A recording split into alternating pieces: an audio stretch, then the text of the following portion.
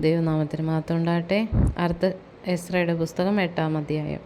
അർത്തഷ്ടാ രാജാവിൻ്റെ കാലത്ത് ബാബേലിൽ നിന്ന് എന്നോടുകൂടെ പോന്ന പ്രതിഭവന തലവന്മാരും അവരുടെ വംശാവലികളുമാവിത്: ഫീനെഹാസിൻ്റെ പുത്രന്മാരിൽ ഗർഷോം, ഈതാമാരിൻ്റെ പുത്രന്മാരിൽ ദാനിയേൽ, ദാവീദിൻ്റെ പുത്രന്മാരിൽ ഹത്തൂഷ്, ശെകന്യാവിൻ്റെ പുത്രന്മാരിൽ പാറോഷിൻ്റെ പുത്രന്മാരിൽ സെഖര്യാവും അവനോടുകൂടെ വംശാവലിയിൽ എഴുതിയിരുന്ന 150 പുരുഷന്മാരും.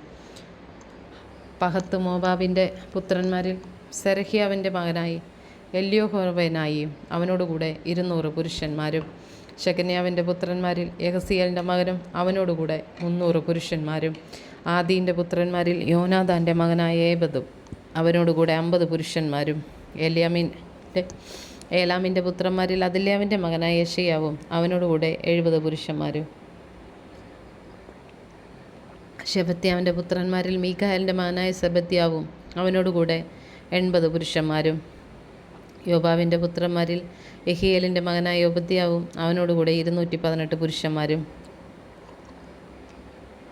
ശെലോമിത്തീൻ്റെ പുത്രന്മാരിൽ യോസിഫ്യാവിൻ്റെ മകനും അവനോടുകൂടെ 160 പുരുഷന്മാരും. ബേബായിയുടെ പുത്രന്മാരിൽ ബേബായുടെ മകനായ സെഖര്യാവും അവനോടുകൂടെ 28 പുരുഷന്മാരും. ആസാദിൻ്റെ പുത്രന്മാരിൽ ഹക്കാതാൻ്റെ മകനായ യോഹന്നാനും അവനോടുകൂടെ 110 പുരുഷന്മാരും. അദോനിക്കാമിൻ്റെ ഒടുവിലത്തെ പുത്രന്മാരിൽ ഏലീഫേലത്ത്, യെയിയേൽ, ശെമര്യാവ് എന്നിവരും അവരോടുകൂടെ 60 പുരുഷന്മാരും. ബിഗ്വായുടെ പുത്രന്മാരിൽ ഊദായിയും സബൂദും അവരോടുകൂടെ 70 പുരുഷന്മാരും. ഇവരെ ഞാൻ അഹാബയിലേക്ക് ഒഴുകുന്ന ആറ്റിനരികെ കൂട്ടിക്കൊണ്ട് വരുത്തി. അവിടെ ഞങ്ങൾ 3 ദിവസം പാളയമടിച്ചു പാർത്തു. ഞാൻ ജനത്തെയും പുരോഹിതന്മാരെയും പരിശോധിച്ച് നോക്കിയപ്പോൾ ലേവരിൽ ആരെയും അവിടെ കണ്ടില്ല. ആകയാൽ ഞാൻ എലിയസർ, അരിയേൽ, ശെമര്യാവ്, എൽനാഥാൻ, യാരീബ്, നാഥാൻ, സെഖര്യാവ്, മെശുല്ലാം എന്നീ തലവന്മാരെയും യോയാരീബ്, എൽനാഥാൻ എന്ന ഉപാധ്യായന്മാരെയും വിളിപ്പിച്ചു. കാസിഫ്യ എന്ന സ്ഥലത്തിലെ പ്രധാനിയായ ഇദ്ദോവിൻ്റെ അടുക്കൽ അയച്ച് നമ്മുടെ ദൈവത്തിൻ്റെ ആലയത്തിന് ശുശ്രൂഷന്മാരെ ഞങ്ങളുടെ അടുക്കൽ കൊണ്ടുവരേണ്ടതിന് അവർ കാസിഫിലെ ഇദ്ദോവോടും അവൻ്റെ സഹോദരന്മാരെ ദേവാലയദാസന്മാരോടും പറയണമെന്ന വാക്കുകൾ അവർക്ക് ഉപദേശിച്ചു കൊടുത്തു. ഞങ്ങളുടെ ദൈവത്തിൻ്റെ കൈ ഞങ്ങൾക്ക് അനുകൂലമായി ഇരുന്നതിനാൽ അവർ ഇസ്രായേലിൻ്റെ മകനായ ലേവിയുടെ മകനായ മഹ്ലിയുടെ പുത്രന്മാരെ വിവേകമുള്ള ഒരു പുരുഷൻ ശെരബ്യാവ്, അവൻ്റെ പുത്രന്മാർ, സഹോദരന്മാർ ഇങ്ങനെ 18 പേരെയും, മെരാരി പുത്രന്മാരിൽ ഹഷ്ബയാവ് അവനോടുകൂടെ യെശയ്യാവ്, അവൻ്റെ പുത്രന്മാർ, സഹോദരന്മാർ ഇങ്ങനെ 20 പേരെയും, ദാവീദും പ്രഭുക്കന്മാരും ലേവ്യർക്ക് ശുശ്രൂഷക്കാരായി കൊടുത്ത ദേവാലയദാസന്മാരിൽ 220 പേരെയും ഞങ്ങളുടെ അടുക്കൽ കൂട്ടിക്കൊണ്ടുവന്നു. അവരുടെ പേരൊക്കെയും കുറിച്ചു വച്ചിരുന്നു. അനന്തരം ഞങ്ങൾ ഞങ്ങളുടെ ദൈവത്തിൻ്റെ സന്നിധിയിൽ ഞങ്ങളെ തന്നെ താഴ്ത്തേണ്ടതിനും ഞങ്ങൾക്കും ഞങ്ങളുടെ കുഞ്ഞുകുട്ടികൾക്കും ഞങ്ങളുടെ സകല സമ്പത്തിനും വേണ്ടി ശുഭയാത്ര അവനോട് യാചിക്കേണ്ടതിനും ഞാൻ അവിടെ അഹവ ആറ്റിൻ്റെ അരികെ വെച്ചൊരു ഉപവാസം പ്രസിദ്ധപ്പെടുത്തി. ഞങ്ങളുടെ ദൈവത്തിൻ്റെ കൈ അവനെ അന്വേഷിക്കുന്നവർക്ക് അനുകൂലമായും അവനെ ഉപേക്ഷിക്കുന്നവർക്കും പ്രതികൂലമായും ഇരിക്കുന്നെന്ന് ഞങ്ങൾ രാജാവിനോട് പറഞ്ഞിരുന്നത് കൊണ്ട് വഴിയിൽ ശത്രുവിന് നേരെ ഞങ്ങൾക്ക് തുണയായി ഇരിക്കേണ്ടതിന് പടയാളികളെയും കുതിരച്ചവരെയും രാജാവിനോട് ചോദിപ്പാൻ ഞാൻ ലജ്ജിച്ചിരുന്നു. അങ്ങനെ ഞങ്ങൾ ഉപവസിച്ചു ഞങ്ങളുടെ ദൈവത്തോട് അതിനെക്കുറിച്ച് പ്രാർത്ഥിച്ചു. അവൻ ഞങ്ങളുടെ പ്രാർത്ഥന കേട്ടു. പിന്നെ ഞാൻ പുരോഹിതന്മാരുടെ പ്രധാനികളിൽ വെച്ച് ശെരബ്യാവെയും ഹശബ്യാവെയും അവരോടുകൂടെ അവരുടെ സഹോദരന്മാർ 10 പേരെയും ഇങ്ങനെ 12 പേരെ തിരഞ്ഞെടുത്തു.